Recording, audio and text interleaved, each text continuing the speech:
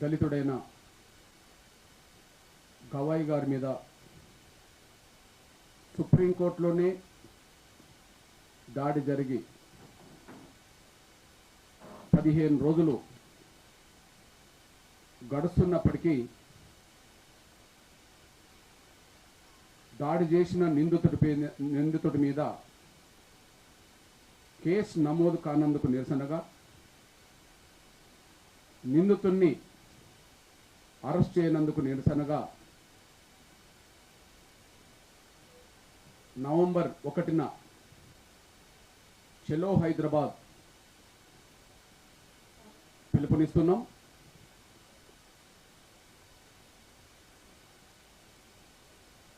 దళితుల ఆత్మగౌరవాన్ని, దళితుల అస్తిత్వాన్ని ఎవరు ఏ పేరుతో దెబ్బతీయాలని కుట్రలు చేసినా దళితుల ఆత్మగౌరవాన్ని, దళితుల అస్తిత్వాన్ని ఎవరు ఏ పేరుతో దెబ్బతీయాలని కుట్రలు చేసినా వారిని ఎదుర్కొంటామని స్పష్టం చేయడం కోసమే రేపు నవంబర్ 1న హైదరాబాదులో దాడి జరిగిన తర్వాత 15 రోజులైనా ఎక్కడ కూడా జరగనంత నిరసన ప్రదర్శన, దేశంలో ఇప్పటి వరకు ఎక్కడ జరగనంత నిరసన ప్రదర్శన హైదరాబాదులో నిర్వహించబోతున్నామనే విషయం గుర్తు చేస్తున్నాం. దానికి దళితుల ఆత్మగౌరవ ప్రదర్శనగా దానికి మేము పేరు పెట్టి ఆ ప్రదర్శన చేయబోతున్నాం. మా ఆత్మగౌరవాన్ని దెబ్బతీసే శక్తులు వాళ్ళ వ్యక్తులైనా, వాళ్ళ వెనుక సంస్థలున్నా, ఇంకెవరున్నా కూడా కుల వివక్షకు గురైన దళిత వర్గాలకి ఆత్మగౌరవాన్ని కాపాడుకోవడమే ప్రథమ కర్తవ్యంగా ఉంటుంది. మా అస్తిత్వాన్ని నిలబెట్టుకోవడమే ప్రథమ కర్తవ్యం ఉంటుంది. సిజే గారి మీద దాడి జరిగి 15 రోజులైనా నిందితుడి మీద కేసు నమోదు కాకపోవడం, అరెస్ట్ కాకపోవడం చూస్తే ఇది మా ఆత్మగౌరవాన్ని, మా ఉనికిని దెబ్బతీస్తున్నట్టుగానే ఉన్నదనే విషయం మేము భావిస్తున్నాం. దీన్ని ఎట్టి పరిస్థితిలో మేము సహించమని మేము గుర్తు చేస్తున్నాం. ఈ దేశంలో డాక్టర్ బాబాసాహెబ్ అంబేద్కర్ రాసిన రాజ్యాంగమే మాకు ప్రామాణికం. ఈ దేశంలో డాక్టర్ బాబాసాహెబ్ అంబేద్కర్ రాసిన రాజ్యాంగమే భారతదేశ పౌరులందరికీ ప్రామాణికం. ఎవరు ఏ మత విశ్వాసాలు కలిగి ఉన్నప్పటికీ, రాజ్యాంగానికి లోబడి ఉండాల్సిందే, రాజ్యాంగాన్ని గౌరవించాల్సిందే, చట్టాలకు లోబడి ఉండాల్సిందే, చట్టాలను గౌరవించాల్సిందే. దీనికి భిన్నంగా మేము రాజ్యాంగాన్ని గౌరవించం, మేము చట్టాలకు విలువనివ్వమని చెప్పి ఈ దేశంలో ఎవరన్నా కూడా వాళ్ళను ఈ దేశ పౌరులుగా కూడా గుర్తించడానికి అవకాశం ఉండదు.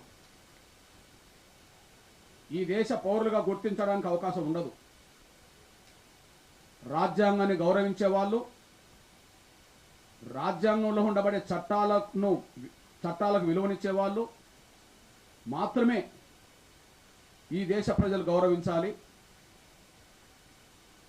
వాళ్ళను భారతీయులుగా మనం గుర్తించాలి. కానీ మా విశ్వాసాల కంటే రాజ్యాంగం గొప్పది కాదని, మా విశ్వాసాల కంటే చట్టాలను మేము పట్టించుకోమని ఎవరన్నా భావిస్తే వాళ్ళు భారతీయులుగా ఎలా పరిగణలోకి తీసుకుంటామనే విషయం ఆలోచించాల్సిన రోజు వస్తుంది. వాళ్ళను భారతీయులుగా ఎలా పరిగణిస్తామని చెప్పి భావించాల్సి వస్తుంది. ఈ విషయంలో ఎంఆర్పీ స్పష్టత ఉన్నది. విశ్వాసాల ముసుగులో ఏ మతస్థులకు సంబంధించిన వాళ్ళైనా, ఏ మతస్థులకు సంబంధించిన వాళ్ళైనా విశ్వాసాల ముసుగులో మేము రాజ్యాంగానికి విలువనివ్వమంటే, విశ్వాసాల ముసుగులో మేము చట్టాలను లెక్క చేయమంటే అది మన భారత రాజ్యాంగాన్ని ధిక్కరించినట్టు, మన చట్టాలను లెక్క చేయనట్టు, రాజ్యాంగాన్ని గౌరవించని వాళ్లకు, చట్టాలను లెక్క చేయని వాళ్లకు ఈ దేశ పౌరులుగా చెప్పుకునే హక్కు ఉండదనే విషయం మేము స్పష్టం చేస్తున్నాం. ఎందుకంటే ఈ బాధ మాకే ఎందుకుంటుందంటే, ఈ ఆవేదన మాకే ఎందుకుంటుందంటే కొన్ని వందల వేల సంవత్సరాలుగా ఈ భారత సమాజంలోనే మేము పశువుల కంటే హీనంగా చూడబడ్డ వ్యవస్థలో బతికినోళ్ళం. కులం పేరుతో అవమానాలు పడ్డోళ్ళం, కులం పేరుతో దాడులకు గురైన వాళ్ళం, కులం పేరుతో వివక్షత గురైన వాళ్ళం, కులం పేరుతో ఊరికి దూరంగా నెట్టివేయబడ్డోళ్ళం, కులం పేరుతో చదువుకున్న వాళ్ళం, కులం పేరుతో గౌరవానికి దూరమైన వాళ్ళం, కులం పేరుతో పశువుల కంటే హీనంగా చూడబడ్డోళ్ళం. కొన్ని వందల వేల సంవత్సరాలుగా విశ్వాసాల పేరుతో, నమ్మకాల పేరుతో కోట్లాది మంది మా దళిత సమాజాన్ని ఎవరైతే మనుషులుగా కాకుండా పశువులుగా చూడాలని అనుకున్నారో, డాక్టర్ బాబాసాహెబ్ అంబేద్కర్ రాజ్యాంగం రాసిన తర్వాత మమ్మల్ని కులం పేరుతో అవమానించిన, కులం పేరుతో వివక్ష ప్రదర్శించిన, కులం పేరుతో దాడులకు పాల్పడ్డా, కులం పేరుతో హత్యలు చేసిన వాళ్ళకు కఠినమైన శిక్షలు ఉండాలని చెప్పి భారత రాజ్యాంగం పేర్కొన్నది. అందువల్ల కొన్ని వేల సంవత్సరాలుగా, వందల సంవత్సరాలుగా ఏ వివక్షకు గురైనామో ఆ వివక్షకు గురైన మాకు ఈ దేశంలో ఎంతో కొంత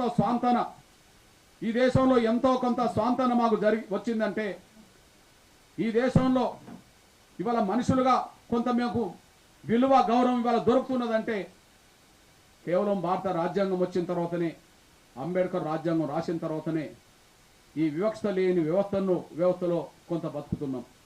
అయినప్పటికీ, భారత రాజ్యాంగం ఉన్నప్పటికీ, కుల వివక్ష పాటించొద్దని చెప్పి చట్టాలు చెప్తున్నట్టుకి ఇప్పటికీ చట్టాలను లెక్క చేయకుండా, రాజ్యాంగాన్ని గౌరవించకుండా ఇప్పటికీ మాకు అవమానాలు ఆయా సందర్భాలు ఎదురవుతున్నాయి. మా మీద దాడులు, హత్యలు, అత్యాచారాలు జరుగుతూనే ఉన్నాయి. వాటికి మేము ఎప్పుడు కూడా పరిష్కారం, మా కలలోకి వచ్చి ఏ దేవుడు మిమ్మల్ని దాడులు చేసిన వాళ్ళ పట్ల మీరు కూడా ప్రతి దాడులు చేయమని, మిమ్మల్ని అవమానించిన వాళ్ళ పట్ల మీరు దాడులు చేయండి అని మాకు ఏ దేవుడు మాకు కలలోకి వచ్చి చెప్పలేదు. కానీ అంబేద్కర్ రాసిన రాజ్యాంగం మాత్రం ఆ దాడులకు, అత్యాచారాలకు గురవుతే, హత్యలకు గురవుతే, అవమానాలు గురవుతే ఖచ్చితంగా ఆ దాడులకు పాల్పడ్డ వాళ్ళు, హత్యలు, అత్యాచారాలకు పాల్పడే వాళ్లకు కఠినంగా శిక్ష ఉంటుంది అని చెప్పి రాజ్యాంగం మాత్రమే మాకు పేర్కొన్నది. అంటే ఏ దేవుడు మమ్మల్ని కళలకు వచ్చి ప్రతీకారం తీసుకోమని లేదు. ఏ దేవుడు, ఏ దేవతలున్నా మమ్మల్ని మనుషులుగా చూసిన సమాజంలో మేము బతకలేదు. కానీ రాజ్యాంగం వచ్చిన తర్వాత మాత్రమే ఇవాళ మేము ఎంతో కొంత ఈ దేశంలో కనీసం ఊపిరి పీల్చుకున్నంత కొంత స్వేచ్ఛ మాకు దక్కింది. అది రాజ్యాంగం ద్వారా మాత్రమే దక్కింది, రాజ్యాంగంలో చట్టాల ద్వారా దక్కింది. ఇప్పుడు మేము రాజ్యాంగాన్ని లెక్క చేయమంటే, భారత పౌరులు భారత రాజ్యాంగం లెక్క చేయకపోతే ఎవరి రాజ్యాంగం లెక్క చేస్తారు? మేము చట్టాలకు విలువనివ్వం, మా విశ్వాసాల కంటే అవేం గొప్ప కావంటే చట్టాలకు విలువనివ్వని వాళ్ళకు భారతదేశంలో భారతీయులుగా చెప్పుకునే హక్కు ఎక్కడ ఉంటుంది? మేము స్పష్టం చేస్తున్నాం, ఇది కుల వివక్షతో కూడిన దాడి, విశ్వాసాల ముసుగులో కుల వివక్షతో జరిగిన దాడి. సుప్రీంకోర్టు చీఫ్ జస్టిస్గా ఒక దళితుడైన గవాయి కావడం కూడా జీర్ణించుకోలేని శక్తులు ఈ దేశంలో ఉన్నాయి. సుప్రీంకోర్టు చీఫ్ జస్టిస్గా దళితుడైన గవాయి నియమించిన రోజు నుంచి కొంతమందికి నిద్రపట్టని రోజులు కనిపిస్తున్నాయి. దాని ప్రధాన సాక్ష్యం, సుప్రీంకోర్టు చీఫ్ జస్టిస్గా ఆయన నియామకమైన తర్వాత మొదటిసారి తన సొంత రాష్ట్రానికి వెళితే మహారాష్ట్రకి వెళితే అక్కడ ప్రోటోకాల్ను కూడా పట్టించుకోకుండా, ప్రోటోకాల్ కూడా విలువనివ్వకుండా అక్కడ ఒక చీఫ్ సెక్రటరీ వచ్చి ఆయనను ఆహ్వానించలేకపోయాడు, ఒక డీజీపీ వచ్చి ఆహ్వానించలేకపోయాడు, ముంబై నగరానికి సంబంధించిన పోలీస్ కమిషనర్ కూడా ఆయనను కనీసం పలకరించలేకపోయాడు. అప్పుడే ఈ విషయాన్ని పసిగట్టిన చీఫ్ జస్టిస్ గవాయ్ గారు ప్రోటోకాల్ను ఎందుకు పాటించలేదో వాళ్ళ విజ్ఞతకు వదిలేస్తుందని చెప్పగలిగాడు. ప్రోటోకాల్ను ఎందుకు పాటించలేకపోయారో వాళ్ళ విజ్ఞతకు వదిలేస్తూ అన్నారు. అంటే ప్రోటోకాల్ ఎందుకు పాటించలేదు?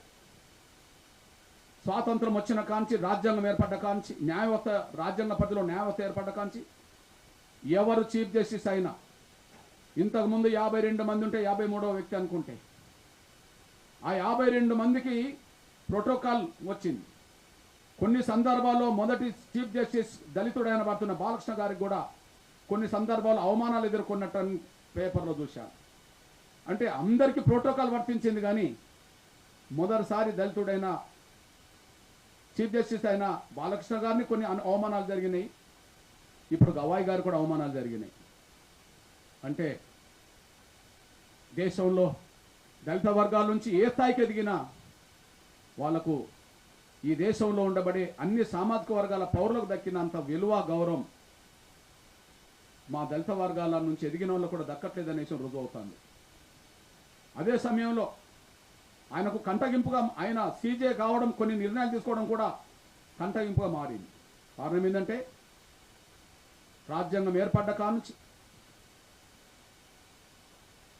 సుప్రీంకోర్టులో ఎస్సీ, ఎస్టీ, బీసీ వర్గాలకు రిజర్వేషన్లు, సుప్రీంకోర్టులో భారతదేశానికి న్యాయం అందించే సుప్రీంకోర్టులో ఏ వ్యవస్థలు విఫలమైనా, రాజ్యాంగాన్ని ఎవరు పట్టించకుండా, రాజ్యాంగ ధిక్కారణానికి ఎవరు వ్యక్తులు పాల్పడ్డా వాళ్ళ పట్ల కఠినమైన వైఖరి వహించే విధంగా రాజ్యాంగాన్ని కాపాడే న్యాయవ్యవస్థే ప్రామాణికంగా నిలబడ్డది. అట్లాంటి న్యాయవ్యవస్థలోనే ఎస్సీ, ఎస్టీ, బీసీలకు న్యాయం జరగకపోతే గౌరవ చీఫ్ జస్టిస్ గవాయ్ గారు ఆయన వచ్చిన వెంటనే ఎస్సీ, ఎస్టీ, బీసీలకు రిజర్వేషన్ కల్పిస్తూ ఆదేశాలు జారీ చేశారు. అక్కడ ఉండబడే ఉన్నత వర్గాలకు సంబంధించిన వాళ్లకు అది కంటగింపుగా మారింది. ఇది రెండో సాక్ష్యంగా నిలబడ్డది. అదే సమయంలో ప్రమాణ స్వీకారం చేసిన వెంటనే ఆయన అందరినీ పలకరిస్తూ, ఆయన నమస్కారం అంటూ ఎవరికి పలించలేదు, కానీ డాక్టర్ బాబాసాహెబ్ అంబేద్కర్ను ప్రాణంతో సమానంగా గౌరవించే వ్యక్తి కనుక అందరినీ జై భీమ్ అని పలకరించాడు. ఇది కూడా కొంతమందికి కంటెంపుగా మారింది. ఇట్లాంటి పరిస్థితిలోనే ఇవన్నీ మనసులో పెట్టుకొని ఏదో సాకును అడ్డం పెట్టి ఆమె మీద చెప్పుతో కూడిన దాడి జరిగింది. దాడి జరిగి 15 రోజులైంది. ప్రపంచం మొత్తం చూసింది. సుప్రీంకోర్టులో విధి నిర్వహణలోనే సీజే ఉండంగానే ఆయన మీద దాడి జరిగిన వార్త ఇటు భారతదేశంలో ఉండబడే ప్రతి పౌరుడికి, ప్రతి గ్రామంలో తెలిసిపోతే, ప్రపంచంలో ఉండవ దేశాలందరికీ తెలిసిపోతే ఎందుకు కేసు నమోదు కాలే? సుప్రీంకోర్టులో ఇట్లాంటి అగౌరవకరమైన, సుప్రీంకోర్టును, చీఫ్ జస్టిస్ను అగౌరవపరిచే విధంగా ఇట్లాంటి చర్యలు జరిగితే ఎందుకు కేసు నమోదు కాలేకుండా పోయింది? కేవలం సుప్రీంకోర్టు చీఫ్ జస్టిస్ మీద జరిగిన దాడి అది కులద్వేషానికి నిదర్శనం అని చెప్పి మీడియా చెప్పేసింది. కులదేశానికి నిదర్శనం అని చెప్పి మీడియా చెప్పేసింది. ఇక్కడ మీ దృష్టికి తీసుకొస్తున్నా నేను, చీఫ్ జస్టిస్ మీద దాడి జరిగి 15 రోజులైనా కేసు నమోదు కాకపోవడానికి కారణమేంది? కానీ ఒక 6 రోజుల క్రితం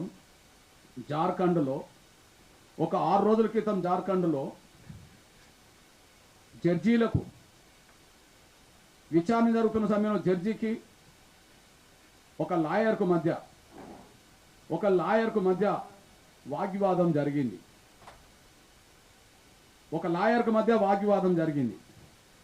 ఆ వాగ్వివాదం ఎంత దూరం పోయిందంటే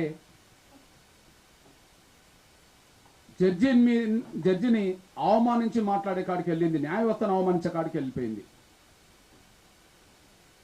జడ్జిని అవమానించే మాటల దాకా వెళ్ళిపోయింది. ఆయన మాట్లాడుతూ లాయర్ న్యాయ వ్యవస్థ కారణంగా దేశం తగులబడుతుందని చెప్పి ఒక మాట మాట్లాడడం జరిగింది. ఇద్దరి మధ్యలో జడ్జి లాయర్ మధ్యలో వాగ్వివాదం జరిగింది. ఇగో స్టేట్మెంట్ వచ్చేసింది.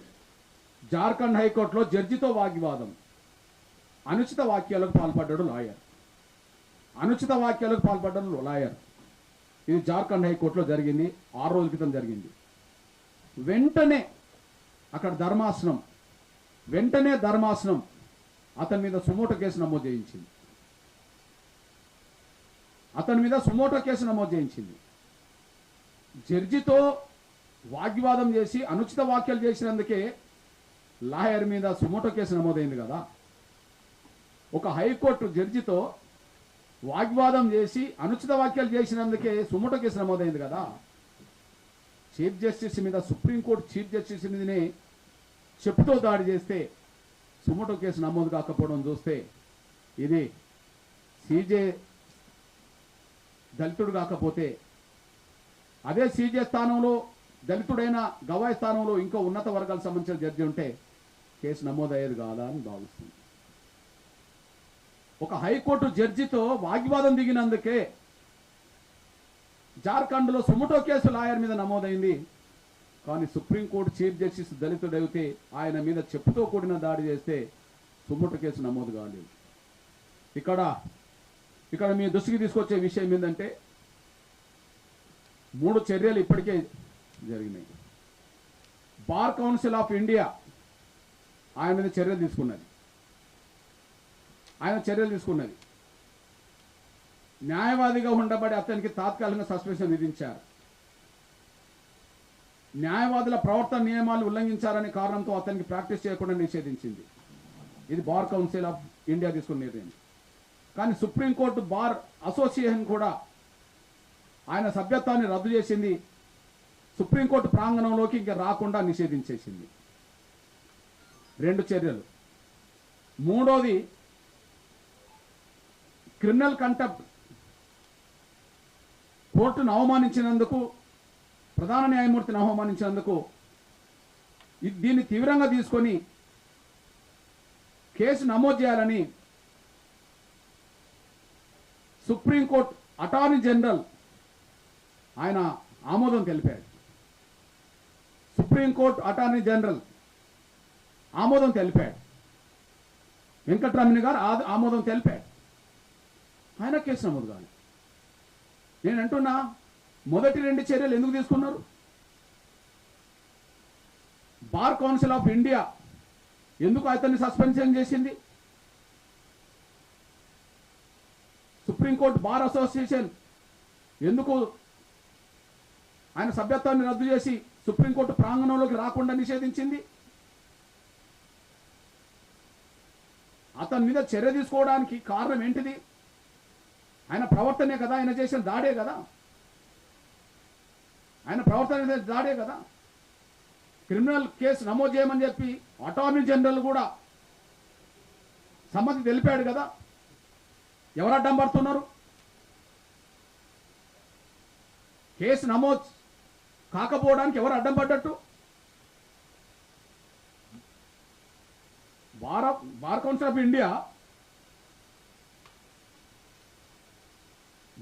ఆఫ్ ఇండియా ఆయన మీద చర్య తీసుకోవడానికి కారణం ఏంది? అతని ప్రవర్తన, అతను చేసిన దాడే కదా, లేకపోతే వేరే కారణం ఏముంటుంది? వేలాది మంది లాయర్లు ఉన్నప్పుడు ఆ రాకేష్ కిషోర్ మీదనే ఎందుకు చర్య తీసుకున్నది bar council of India? Supreme court bar association ఎందుకు చర్య తీసుకున్నది? ఎందుకు ప్రాంగణంలోకి రావద్దని ఆయన మీద నిషేధించింది? ఆయన చేసిన దాడే కదా,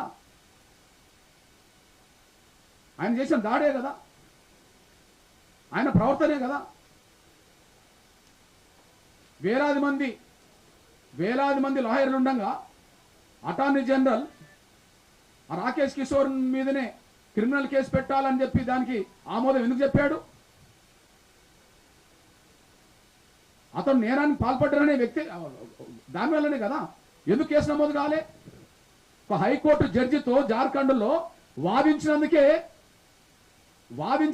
అతని సభ్యత్వం రద్దు అయిపోయింది. అతని మీద సుమోటో కేసు నమోదైంది. చీఫ్ జస్టిస్ మీద జరిగి 15 రోజులైన కాదా? 24 గంటలు కూడా కాలే జార్ఖండ్లో కేసు నమోదు కావడానికి. సంఘటన జరిగిన గంటలోపే సుమోటో కేసు నమోదు చేయమని చెప్పి హైకోర్టు మొత్తం జడ్జిలందరూ తీర్మానం చేశారు.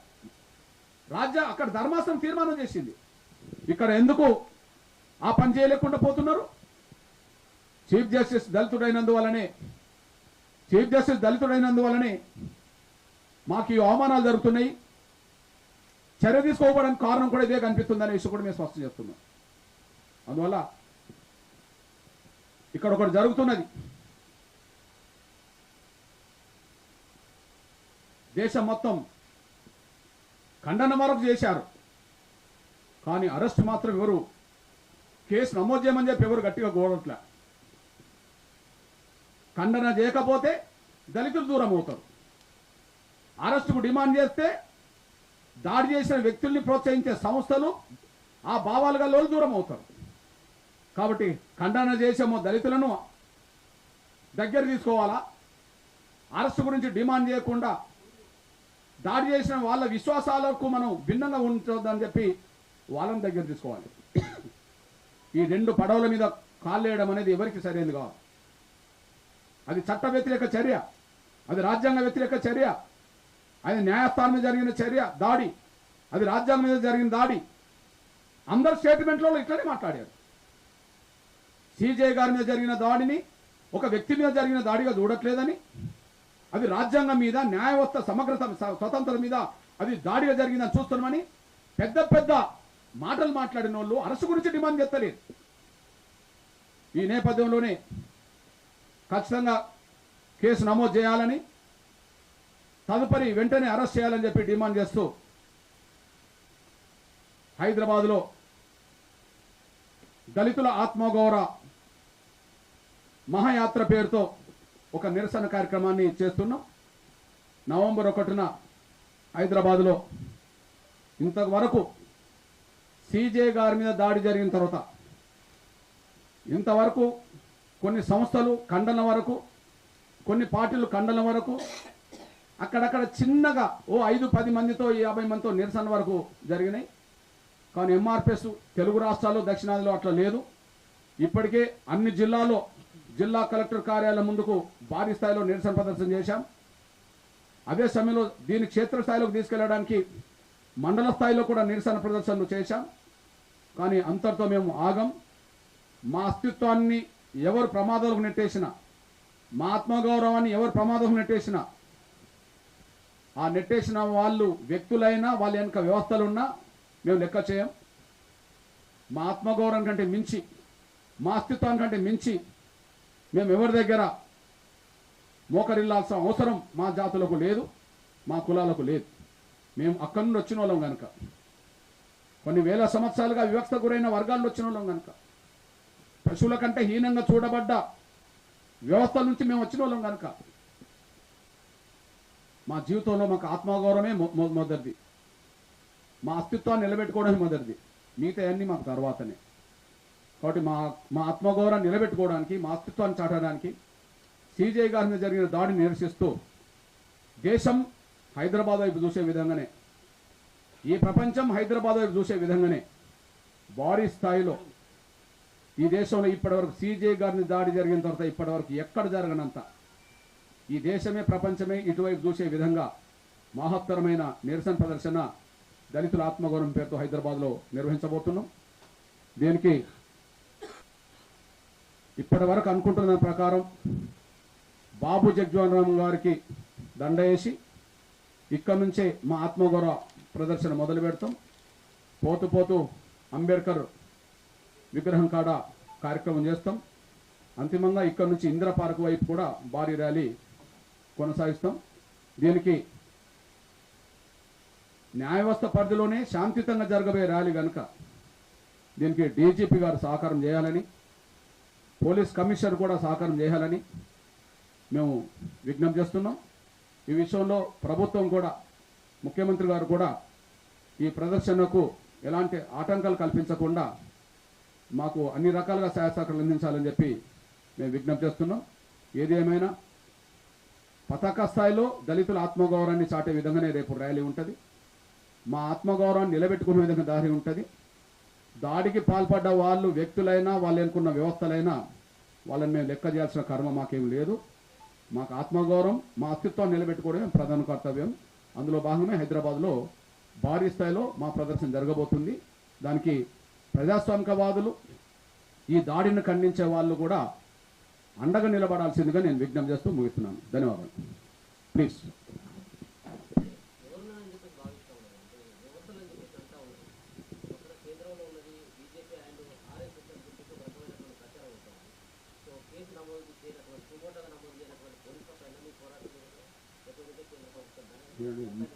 ముందు చేయాల్సింది డిపార్ట్మెంటే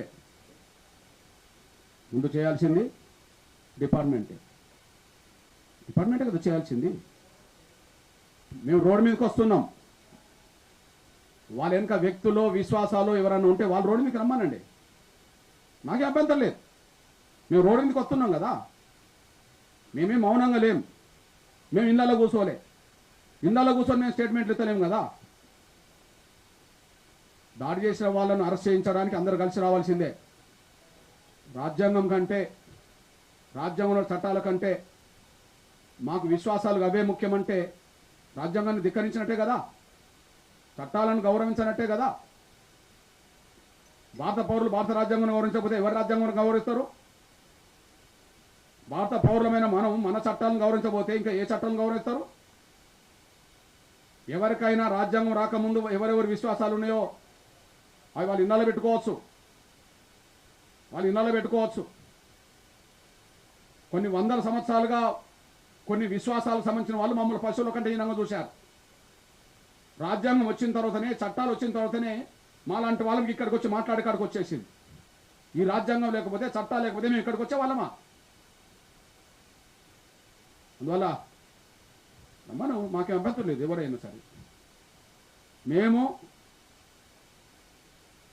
సీజే గారి మీద దాడి చేసిన ఆ వ్యక్తిని అరెస్ట్ చేయమని కేసు నమోదు చేయమని డిమాండ్ చేస్తున్నాం. వద్దని చెప్పానండి, వాళ్ళు బహిరంగ రావాలి. మేము ఇక్కడ ఈ దేశం ప్రపంచం చూసే విధంగా ప్రదర్శన చేయబోతున్నాం. దాడి చేసిన వ్యక్తిని సమర్థించి ప్రదర్శన చేయమనండి, మాకే అభ్యంతరం లేదు. దేశం చూస్తుంది, ప్రపంచం చూస్తుంది. అప్పుడు మా ప్రత్యర్థులు ఎవరో, మా శత్రువులు ఎవరో, మా మిత్రులు ఎవరో, మా శ్రేయభిలాషులు ఎవరో తేలుతుంది కదా. మా ప్రత్యర్థులు ఎవరో, మా శత్రువులు ఎవరో తేలుతుంది కదా. కొన్ని విశ్వాసాలకు సంబంధించిన వాళ్ళు మమ్మల్ని మనుషుల కంటే హీనంగా చూడలేదు. ఆ వ్యవస్థను కోరుతామా? ఆ వ్యవస్థ వాళ్ళు పునరుద్ధరించమని డిమాండ్ చేస్తామా?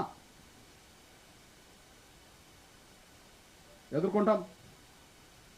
డిపార్ట్మెంట్ చేయాల్సిన పని కనీసం మానవ హక్కుల కమిషన్ అనుకోండి, మానవ హక్కుల కమిషన్ సుమోటోకి తీసుకోవచ్చు కదా. నిన్న నిజామాబాద్లో ఒక ఎన్కౌంటర్ జరిగింది అనుకుందాం. అది దాన్ని సమర్థించేటోళ్ళు ఉన్నారు, వ్యతిరేకించేటోళ్ళు ఉన్నారు అనుకుందాం. అతను కానిస్టేబుల్ చంపాడు కాబట్టి అది ఎట్లా జరిగినా కూడా మంచిదే అనేటోళ్ళు ఉన్నారు. లేదా చట్టాలకు లోబడి ఏదైనా జరగాలని అనేటోళ్ళు కూడా ఉన్నారు అనుకుందాం. అది ఎట్లా జరిగినా మరి మానవ హక్కుల కమిషన్ సుమోటోగా తీసుకున్నదా లేదా? ఇక్కడ తెలంగాణ రాష్ట్ర మానవ హక్కుల కమిషన్ సుమోటోగా తీసుకున్నట్టుగా పేపర్లో, టీవీలో వచ్చింది కదా. సుప్రీంకోర్టు చీఫ్ జస్టిస్ మీద దాడి జరిగి 15 రోజులైనా మానవ హక్కుల కమిషన్ ఏమైంది? దేశంలో మానవ హక్కుల కమిషన్ ఏమైంది దేశంలో? ఇక్కడ నిజామాబాద్లో ఎన్కౌంటర్ జరిగితే ఆ ఎన్కౌంటర్ సరి అయిందా కాదనే చర్చకు వెళ్ళట్లా. నేను ఎంత కఠిన నేరస్తుడైనా చట్టపరంగా శిక్షించాలనే కాడ మేము ఉంటాం. నేను అంటున్నా, ముంబైలో రక్తపాతం సృష్టించిన ఒక వ్యక్తి పేరు ఏం పేరు? ఉరి శిక్ష చేశారు. కసబ్ దొరికినప్పుడు కాల్చి పారేయవచ్చు. కానీ మనకు రాజ్యాంగం ఉన్నది, న్యాయవస్థ ఉన్నది అని చెప్పి చట్టపరంగానే శిక్షలు ఇచ్చారు. ఎవరికైనా చట్టపరంగా శిక్షలు రావాలి, ఆలస్యం కాకుండా శిక్షలు వేయమంటే అది వేరు విషయం. నేను అంటున్నది ఏంటంటే, ఒక 2 రోజుల ముందు ఒక కానిస్టేబుల్ను చంపాడు, ఓకే, అది ప్రతీకారంతో జరిగిందా లేదా వేరే రకంగా జరిగిందా అంటే నాలంటోడు మాత్రం చట్టపరంగా శిక్ష కావాలని కోరుకుంటాం. ఇప్పుడు ప్రియాంక రెడ్డి నిందితులను ఎన్కౌంటర్ చేశారు, మాలంటోళ్ళు చట్టపరంగా శిక్షలు ఇవ్వమని కోరాం, ఆలస్యం కాకుండా శిక్షలు ఇవ్వమని మేము కోరాం. అట్లాంటి పౌరులం మేము. ఓకే, అయినప్పటికీ మానవ హక్కుల కమిషన్ సుముటకు తీసుకుందా లేదా తెలంగాణలో? అతను 2 రోజుల ముందే పోలీస్ కానిస్టేబుల్ చంపిండనే విషయం అందరికి తెలుసు. అయినప్పటికీ మానవ హక్కుల కమిషన్ ఇక్కడ సుముట కేసులో తీసుకున్నదా లేదా? అరే, చీఫ్ జస్టిస్ మీద చెప్పుతో కూడిన దాడి చేస్తే సుముట కేసు ఎందుకు తీసుకోలే? అటార్నీ జనరల్ సిఫార్సు చేసినా ఎందుకు నమోదు కాలే?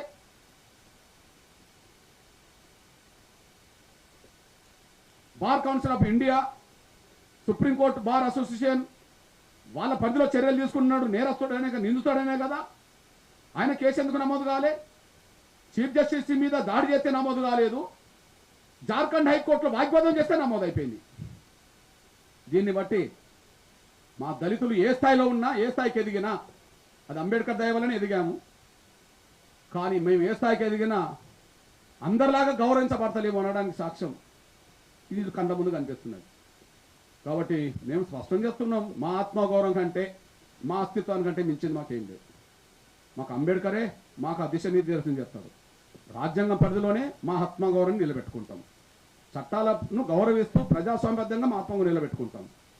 కాదు లేదు విశ్వాసాలకు సంబంధించిన ఉంటే ఇంట్లో పెట్టుకోండి, ఎవరి విశ్వాసాలైనా సరే. రాజ్యాంగాన్ని గౌరవించే పౌరులుగానే మనం జీవించాలి, భారతదేశంలో ఉండాలనుకుంటే. మనం భారత పౌరులు అంటున్నాం కదా, భారత పౌరులు భారత రాజ్యాంగాన్ని గౌరవించారా? రాజ్యాంగ పరిధిలో ఉన్నటువంటి చట్టాలను గౌరవించారా? వాటికంటే ఇంకేదైనా ఎక్కువ? మాకైతే ఏది ఎక్కువ కాదు. మాకు రాజ్యాంగంలో బడి ఉండబడే చట్టాలు, ఆ చట్టాలను గౌరవిస్తూనే విలువనిస్తూనే జీవించాలి. మేము అట్లనే ఉంటాం. ప్రత్యర్థులు ఎవరైనా కానీ వాళ్ళు రోడ్డు మీదకి వస్తే మాకు అభ్యంతరం లేదు, మేమేం మౌనంగా ఉండం. లేదు, ఎవరిని ఆహ్వానించాం. ఎంఆర్పిఎస్ఏ చేస్తుంది. ఈ దేశానికి, ఈ ప్రపంచానికి ఎంఆర్పిఎస్ ఒక సంకేతం పంపుతుంది. మా ఆత్మగౌరవం కంటే మించింది మాకేం లేదు అని చెప్పి, మా అస్తిత్వం కంటే మించి మాకేం లేదని చెప్పి ముందు ఎంఆర్పిఎస్ఏ ఒక సంకేతం పంపుతుంది. తర్వాత మా మిత్రులు ఎవరు, మా స్నేహితులు అసలు ఎవరో ర్యాలీ తర్వాత తేలుతుంది. మా ఆత్మగౌరవాన్ని కాపాడడానికి మిత్రులు ఎవరు ముందుకు వస్తారో, మా ఆత్మగౌరవం దెబ్బతీసే శక్తులు ఎవరు రోడ్డు మీదకి వస్తారో తెరనియండి. ఎంఆర్పిఎస్ మాత్రమే రోడ్ ఎక్కుతారు.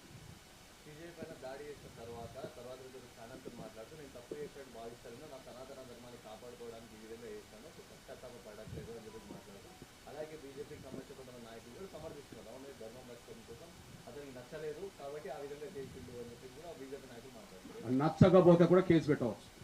రాజ్యాంగం అనేది చట్టాలు ఉన్నాయి, అందరికి నచ్చాలనేం లేదు. నేను మాట్లాడిన మాటలు కూడా అందరికి నచ్చాలనేం లేదు. నావి చట్ట పరిధిలో ఎవరి విశ్వాసం అన్న గాయపడితే, రాజ్యాంగాన్ని ధిక్కరించడానికి మాట్లాడితే మీరు కూడా నా మీద కేసు పెట్టవచ్చు కదా, కేసు పెట్టవచ్చు, తప్పేం లేదు కదా. పరిష్కారం రాజ్యాంగ పరిధిలో, చట్టాల పరిధిలో కోరుకుందామా? మా విశ్వాసాలు గాయం జరిగింది, మా అమ్మలను ఇబ్బంది పెట్టడం జరిగింది, మేము దాడి చేస్తామంటే రాజ్యాంగం ఎందుకు, చట్టాలు ఎందుకయ్యా? రాజ్యాంగాన్ని గౌరవించాం అంటుండ్రు కదా, అనుకుందాం. మేము ఈ దేశ రాజ్యాంగాన్ని గౌరవించాం, మేము సాయుధ పోరాటం చేస్తాం అంటుండ్రు అనేటోళ్ళని ఏం చెప్తుంది గవర్నమెంట్? ఆయుధాలతో లొంగిపోతారా లేదా, లేకపోతే వెంటాడి ఇంకోటి చేస్తామని అంటుండ్రా లేదా?